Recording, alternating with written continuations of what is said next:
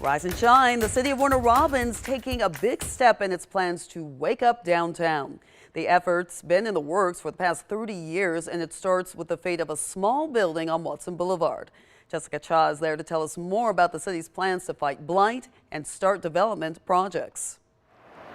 That is right, Lori. The city is calling the project Operation Reawaken. And to kick off the redevelopment in the area, you might not be able to see behind me. It's a little dark, but they are planning to tear down this building that's behind me tomorrow. It's been an empty car lot for years now. Now, I was speaking with business owners who have been around for decades in the area, and they say they are excited to see things finally starting to move around.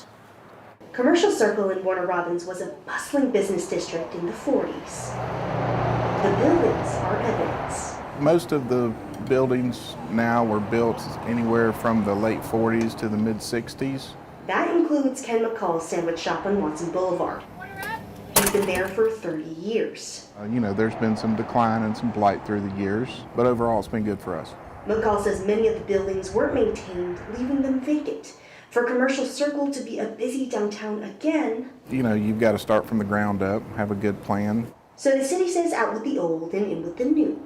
Starting with this metal building, they'll tear down several structures to bring in new ones, and McCall has a front row seat. I've heard about it for so long, so it's great just to see something kicked off. I see progress really happening right at this moment.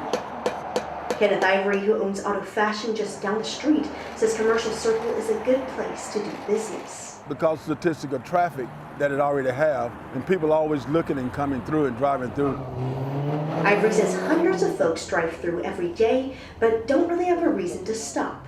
You have more people stopping in the area when you got quality growth. You put up new buildings, you put up hotels. This area here would be full of a whole lot of the people from the base. McCall says he just wants folks to have a place to go in the heart of town again. We don't have a city center or a downtown, so to do this and to build a quintessential downtown, I think is great. Now, Mandy Stella with the city says that they are not done after Wednesday's demolition. They say they plan to tear down 6 to 10 more buildings in the new year.